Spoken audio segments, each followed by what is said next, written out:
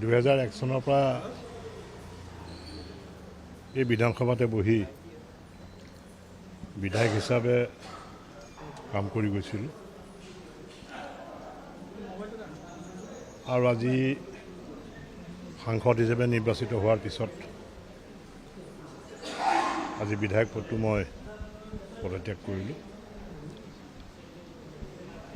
এই বিধানসভাৰ যি ভৱন এটা ঐতিহ্যমণ্ডিত ভৱন, জীৱনৰ ৰাজনীতি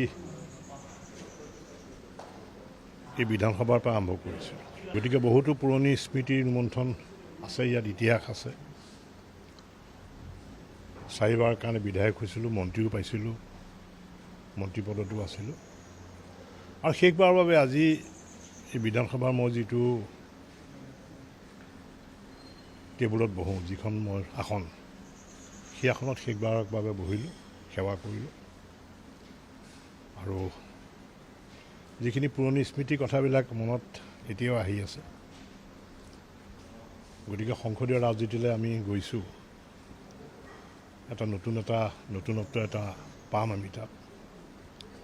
গতিকে আজি বিধায়ক পদটো পদত্যাগ কৰি মনত এটা দুখো লাগিব, যিটো সমষ্টিটো মই 2001 চনৰ পৰাই সেই সমষ্টিৰ পৰা মই বিধায়ক নিৰ্বাচিত হৈ আহিছিলোঁ। সেই সময়ত কংগ্ৰেছৰ চৰকাৰ আছিল। বিৰোধী বিধায়ক হিচাপে আমি ইয়াত ভূমিকা পালন কৰিছিলোঁ এই বিধানসভাৰ মজিয়াত। 2001-2006 চনত আমি বিৰোধীৰ আসনত আমি আছিলোঁ।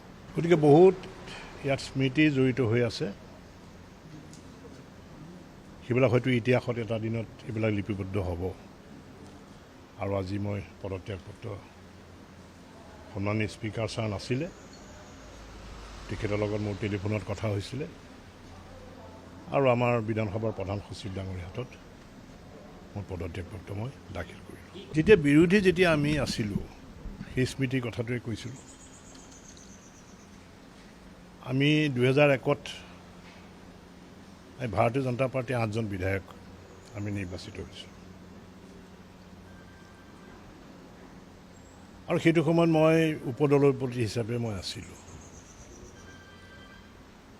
আৰু বিধানসভাৰ প্ৰক্ৰিয়া ইয়াৰ যিটো নিয়ম, মই আজিও এজন মানুহৰ নাম ল'ব লাগিব, প্ৰয়াত বিমলাংশু ৰয়দেৱ।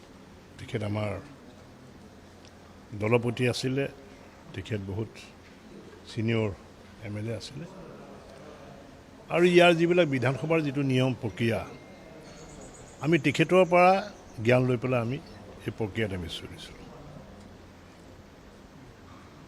আৰু বিধানসভাত আমি বিৰোধীৰ মুখ্য ভূমিকা আমি পালন কৰিছিলোঁ।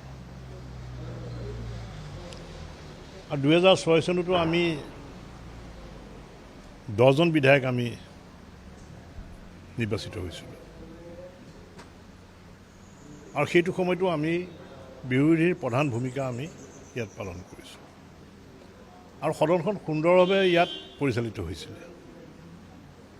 শাসক পক্ষই আমাক আক্ৰমণ কৰিছিলে, আমি তাৰ প্ৰত্যুত্তৰ আমি জবাব শাসক পক্ষক দিছিলোঁ আৰু বিৰোধীৰ আসন প্ৰথম যেতিয়া বিধায়ক হৈছিলোঁ, তেতিয়া বিৰোধীৰ আসনতে আমি বহিছিলোঁ বা বিৰোধী বিধায়ক হিচাপে আমি আছিলোঁ। গতিকে আমি বিধানসভাৰ সেই সময়ত শাসক পক্ষক বিভিন্ন প্ৰশ্নবাণেৰে, বিভিন্ন কথাৰে আমি তেখেতসকলক আমি প্ৰশ্ন কৰিছিলোঁ আৰু তেখেতসকলেও যথাযথ তেওঁলোকে উত্তৰ দিছিলে। কিছুমান যথাযথ উত্তৰ দিছিলে আৰু কিছুমান তেওঁলোকে উত্তৰ দিব পৰা বিৰত আছিল। গতিকে এই ইতিহাসবিলাকো ইয়াত নিশ্চয় জড়িত হৈ আছে।